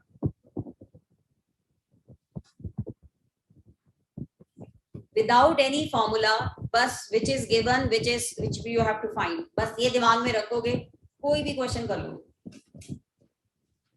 बट वैसे तुम्हें ये formula mole is mass by molar mass, ये याद है। तुम चाहते तो इससे भी कर सकते थे। कितना मास दिया हुआ है? 49। मोलर मास कितना होता है? 98। मतलब ये कितने मोल्स हो गए? Half mole. अब निकाल लो, 1 मोल में एवोगैड्रोस नंबर, तो 0.5 मोल में कितने? Half of this. तो ऐसे भी कर सकते थे। तुम्हें दोनों तरीके समझ में आए? अगला, तुम्हें दिया हुआ है वॉल्यूम और तुम्हें फाइंड करने हैं मॉलिक्यूल्स। देखे question, find number of molecules in 100 liter SO2. Find number of molecules in 100 liter SO2. तुम्हें गिवन क्या? वॉल्यूम, और फाइंड क्या करना है? मॉलिक्यूल्स।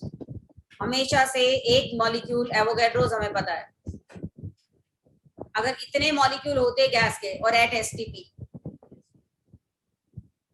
तो इसका वॉल्यूम कितना होता?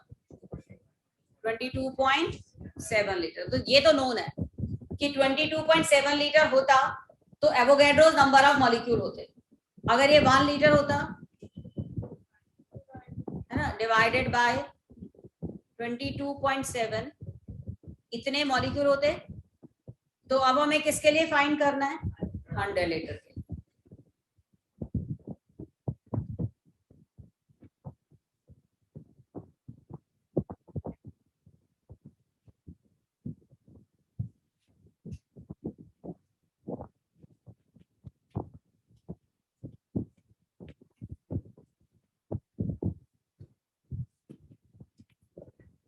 और दूसरा तरीका क्या होता है कि अगर हमें वॉल्यूम दिया हो, कोई भी गिवन वॉल्यूम दिया हो, उसको 22.7 से डिवाइड कर दें तो हमें मोल्स पता चल जाएंगे कि 22.7 लीटर में 1 मोल है, तो गिवन वॉल्यूम में कितने मोल्स हैं। वॉल्यूम लीटर्स में अगर दिया हो, डिवाइड करें 22.7 से, तो मोल्स आ जाएंगे। और एक बार मोल्स आ गए तो उससे मॉलिक्यूल निकालने के लिए क्या करते हैं? Divide, multiply by Avogadro's number.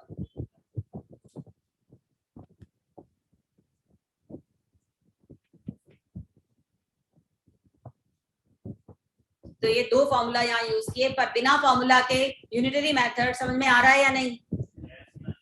क्या गिवन है, क्या पूछा गया है, बस उसको दिमाग में रख। नोन चीज हमारे पास क्या थी? 1 mole of anything will have mass equal to molar mass, will have number equal to Avogadro's, will have volume equal to 22.7. Clear? ऐसे ही अगला question, find number of atoms in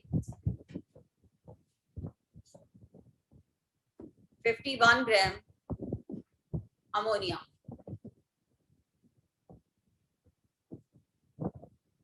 Number of atoms in 51 gram ammonia. जब कभी भी हमें atoms निकालने हो तो उससे पहले हमें क्या निकालने पड़ते हैं? मॉलिक्यूल्स. बताया था मैंने formula, that number of atoms will be the number of molecules into atomicity. Ammonia की एटॉमिसिटी क्या है? 4 एटम्स है, तो एटॉमिसिटी 4 है. Before that you have to find number of molecules. तो तुम्हें मास में मॉलिक्यूल्स निकालने हैं.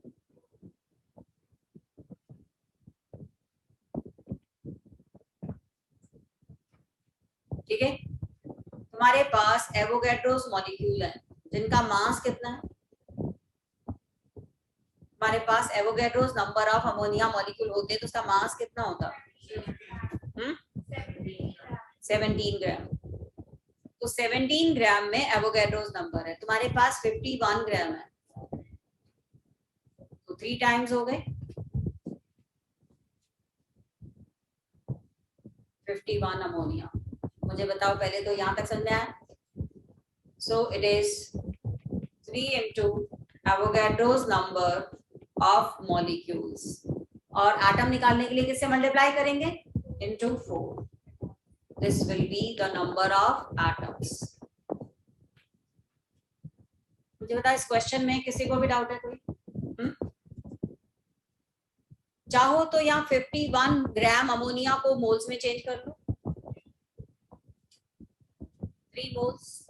बस उसके बाद 3 मोल्स के molecule, 3 into Avogadro's number into atomicity, atom, जैसे भी चाहो. अगर क्वेश्चन में पूछा जाता हाउ मेनी हाइड्रोजन एटम, तब हम एटॉमिसिटी में 4 की जगह क्या करते? 3, क्योंकि अमोनिया में NH3 में 1 नाइट्रोजन और 3 हाइड्रोजन एटम. यहां तक समझ में आया? ठीक है, तो एक क्वेश्चन लिखिए, find number of carbon in 18 gram glucose. C6H12O.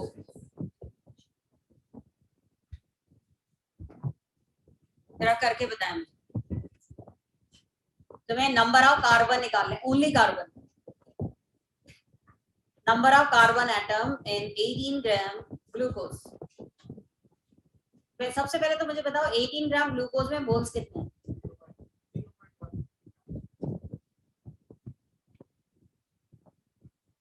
Mass by molar mass.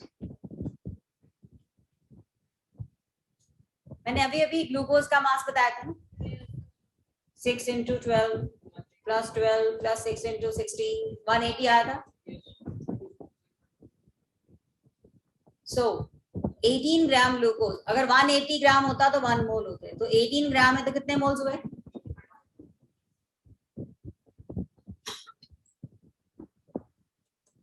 Molecule कितने हुए? इसको मल्टीप्लाई कर दिया हमने एवोगैड्रोस नंबर से,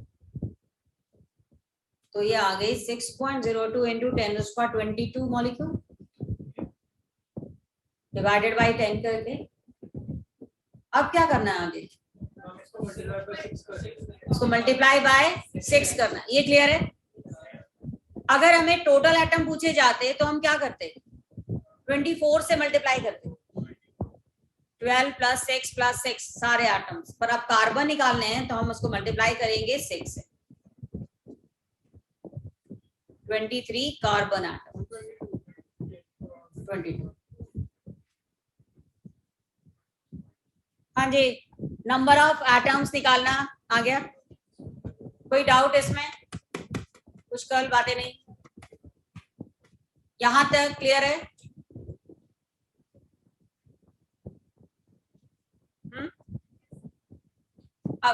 थोड़ा सा क्वेश्चन चेंज करते हुए, अगर हमें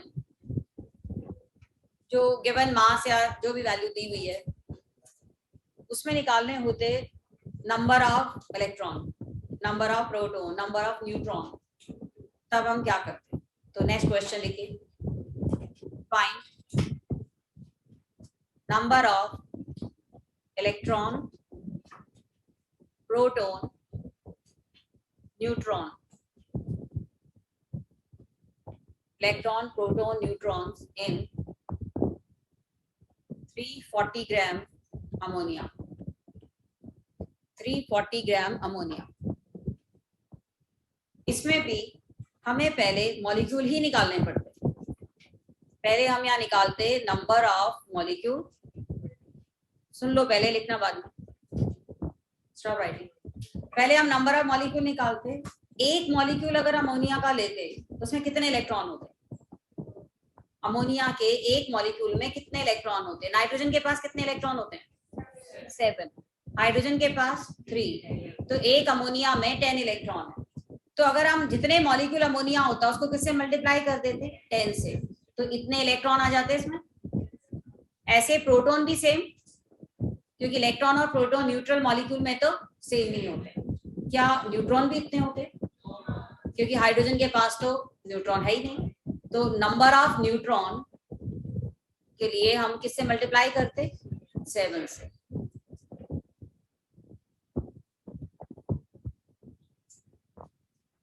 ये नंबर ऑफ न्यूट्रॉन हुआ, ये नंबर ऑफ प्रोटॉन और इलेक्ट्रॉन हुए। और नंबर ऑफ एटम्स के लिए क्या करते? नंबर ऑफ एटम्स के लिए एटॉमिसिटी से मल्टीप्लाई कर देते। Number of molecule into 4 atoms. ठीक है, तो हमारा पर्पस यहाँ सबसे पहले क्या है? मॉलिक्यूल्स निकालना। चाहो तो उससे पहले मोल्स भी निकाल सकते है ना। 340 ग्राम अमोनिया के मोल्स कितने हुए? Mole is mass by molar mass, यही होता है। एक मिनट, समझ में आ गया?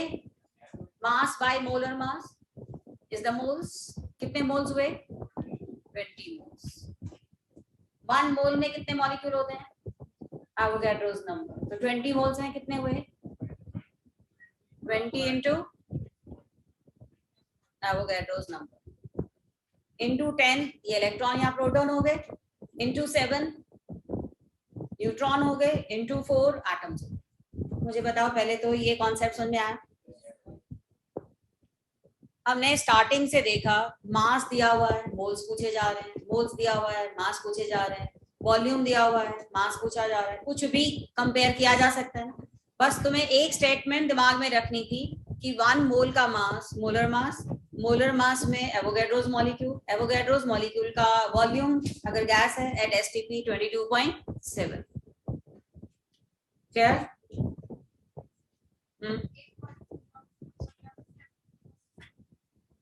नाइट्रोजन 7, नाइट्रोजन के पास होते हैं न्यूट्रॉन, हाइड्रोजन के पास तो कोई न्यूट्रॉन होता ही नहीं है।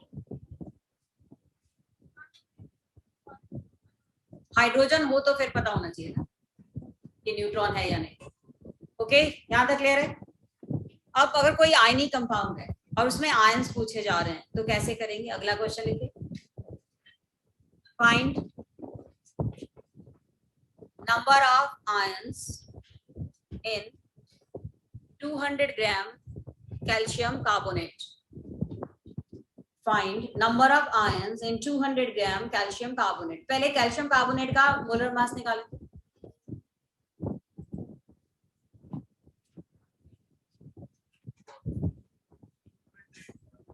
कैल्शियम का कितना होता है? 40, कार्बन का 12, ऑक्सीजन का 100 U हो गया। मैंने यहाँ मॉलिक्यूलर मास लिखा ना इसलिए 100 U। मोलर मास 100 ग्राम, तो 100 ग्राम में 1 मोल है, तो 200 ग्राम में कितने मोल्स हुए? 2 मोल्स।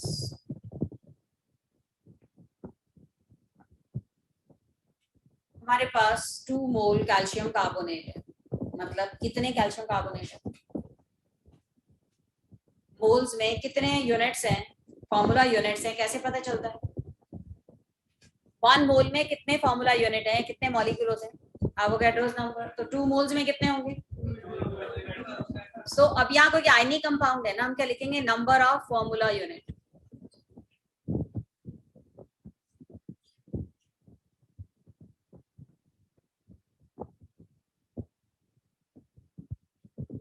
ऐसे ही गर्दन मत हिला लेना, यूनिटरी मेथड सबको आता है, नहीं आता पूछ लेना, क्योंकि बार बार मैं यूनिटरी मेथड बोलूंगी, नहीं पता, फिर आगे भी नहीं पता चलेगा। सो 1 मोल में Avogadro's number of formula unit होती है, तो 2 मोल्स में कितनी यूनिट्स हुई? 2 into Avogadro's number formula unit. Ions कितने हैं? एक कैल्शियम कार्बोनेट में कितने आयंस हैं? एक सेकेंड पहले यहां तक क्लियर हुआ? लिसन लिसन, पहले यहां तक क्लियर हो गया? कोई डाउट यहां तक? एक कैल्शियम कार्बोनेट होता तो उसमें एक कैल्शियम और एक कार्बोनेट होता, 2 आयंस आर देयर। तो अगर इतने फॉर्मूला यूनिट होते तो कितने कैल्शियम सॉरी आयंस होते?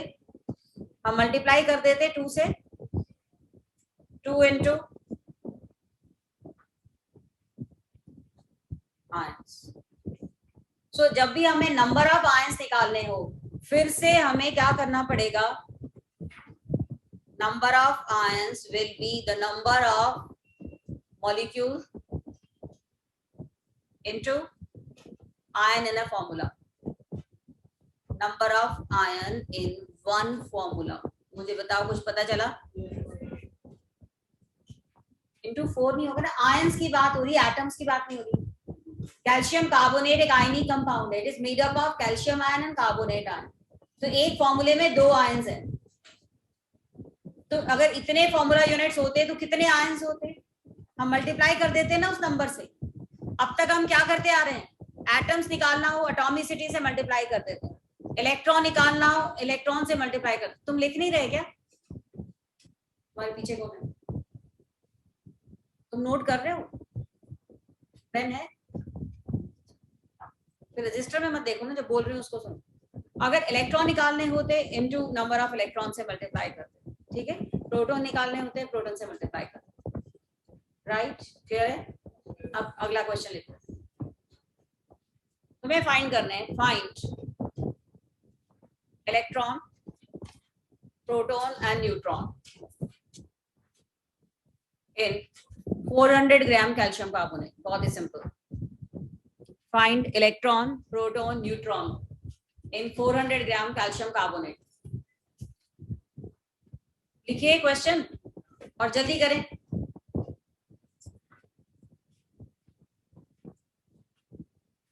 प्रथम क्वेश्चन तो लिख लो, लिख लिया? फिर करेगा कौन? जब क्लास में हो ना, फिर 100% क्लास में।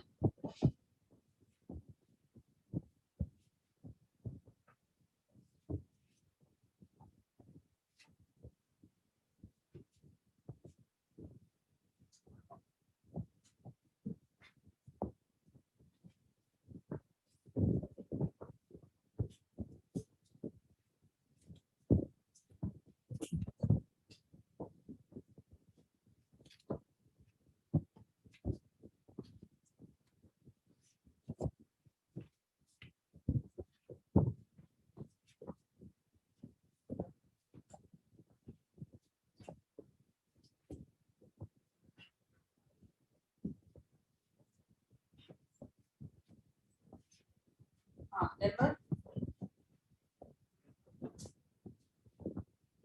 नंबर लिखना डालना।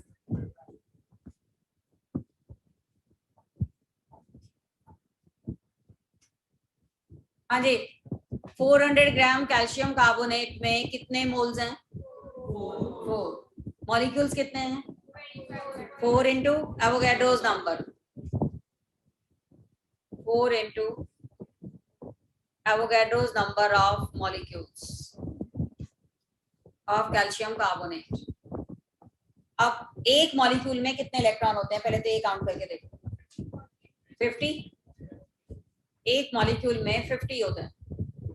अगर हम कैल्शियम के 2 इलेक्ट्रॉन निकालेंगे तो कार्बोनेट में 2 इलेक्ट्रॉन ऐड भी तो हो जाएंगे। तो हम एलिमेंटल फॉर्म में जो इलेक्ट्रॉन है वही देखते हैं। कैल्शियम में होते हैं 20 इलेक्ट्रॉन, काउंट करना है। कैल्शियम में 20, कार्बन में 12 नहीं 6, सॉरी कार्बन में 6, ऑक्सीजन में 8 इंटू 3 तो 50 हुए। So number of electron will be 50 into 4 into इतने इलेक्ट्रॉन। नंबर ऑफ प्रोटॉन भी सेम होंगे और I think number of neutron भी सेम होंगे। तो यहाँ इलेक्ट्रॉन, प्रोटॉन और न्यूट्रॉन सेम ही है। आयंस होता तो क्या करते, इंटू 2 कर देते। यस, नंबर ऑफ आयंस में नंबर ऑफ मॉलिक्यूल्स को मल्टीप्लाई कर देते 2 से, ये आयंस हो जाता।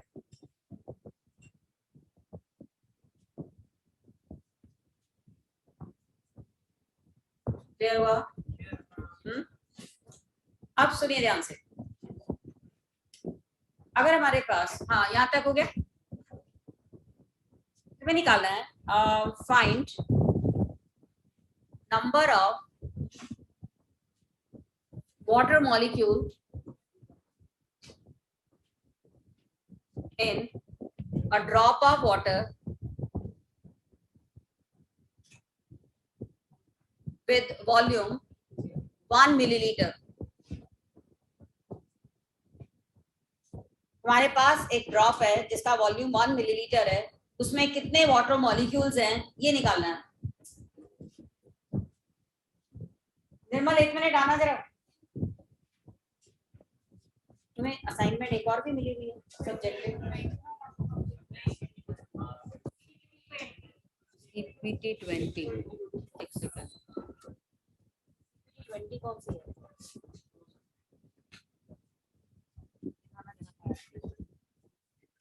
क्लास में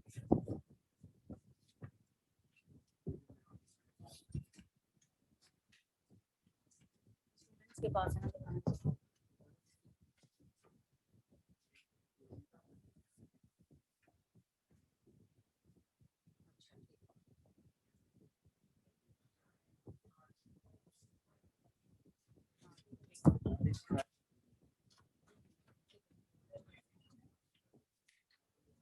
हाँ हाँ एसटीपी है, बट वाटर लिक्विड है, ड्रॉप है ना वाटर की, मतलब ये लिक्विड है तो एसटीपी हो ना हो कोई फर्क नहीं पड़ने वाला। हम इस क्वेश्चन को कैसे करें, कौन बताएगा? हाँ अनन्या बताओ। हाँ योर नेम?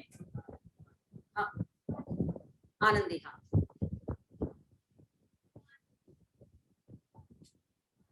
कैसे निकालेंगे? 22.7 गैस पे लगता है, वाटर तो लिक्विड है। मैंने अभी थोड़ी देर पहले कुछ बताया था कि लिक्विड के वॉल्यूम का रिलेशन सिर्फ किसके साथ होता है, मास एंड डेंसिटी के साथ, और वाटर की डेंसिटी 1 ग्राम पर मिलीलीटर होती है, ये पता है? डेंसिटी ऑफ वाटर इज 1 ग्राम पर मिलीलीटर। ठीक है, जब कभी लिक्विड आए ना, ये 22.7 भूल जाना। Density is mass by volume. अगर डेंसिटी 1 है तो वाटर का जो वॉल्यूम है वही क्या है, उसका mass. Mass will be equal to volume because density of water is 1। इसका मतलब ये जो हमने 1 मिलीलीटर वाटर लिया है वो एक्चुअली 1 ग्राम वाटर है। So it is 1 gram water. बस अब तो क्वेश्चन इजी हो गया ना। 1 ग्राम वाटर, अगर हमारे पास, चलो ट्राई करो एक बार, ये तुम्हें सीपीटी 20 मिली ना, अगली क्लास में करके लाना इसको। जो आज मिला है ना वो एक तरह से शॉर्ट नोट्स हैं, जो इतना मैंने क्लास में करवाया ना आज कि क्या दिया हुआ है, क्या पूछा गया है, उसी के शॉर्ट नोट्स हैं। तो इस नोट्स को रीड करना एक बार और वो असाइनमेंट नेक्स्ट क्लास में करके लाना। चलिए कौन सबसे पहले आंसर देता है, देखते हैं। हाँ बोलो, क्या आंसर है? कैलकुलेट करके बताओ।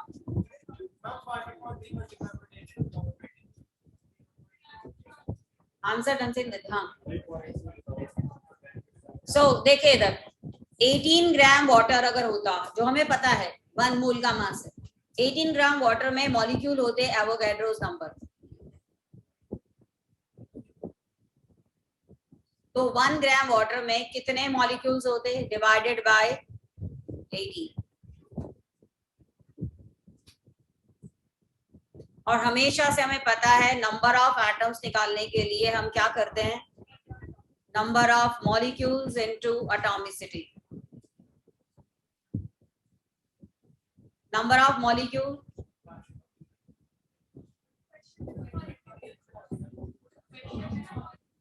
मॉलिक्यूल ही पूछा, चलो कोई बात नहीं।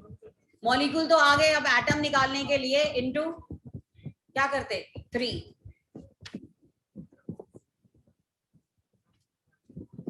हाँ तो अप्रोक्सीमेटली 10⁻23 आ जाता। Answer will be nearly 10⁻23। नहीं, 6 × 3/18 कैंसिल हो जाता। हाँ जी, तो बताएं जरा, कुछ समझ में आया? मोल कॉन्सेप्ट इजी लग रहा है कि नहीं? किसको नहीं लगा? ऑनेस्टली बताओ, लग रहा है? चलो फिर एक क्वेश्चन और कर लेते हैं। तुम्हारी क्लास लेके मुझे में भी एनर्जी आ गई है। चलो ठीक है, कोई बात नहीं, बाकी अब नेक्स्ट क्लास में करेंगे। आज जो वर्कशीट जो तुम्हें पीपीटी 20 मिली है, प्लीज उसको करके लाना नेक्स्ट क्लास में, और नोट्स की रीडिंग करके लाना। नेक्स्ट क्लास में हम listen listen listen next class में हम करेंगे मोल्स का यूज रिएक्शंस में, लिमिटिंग रिएजेंट विद मोल, ठीक है?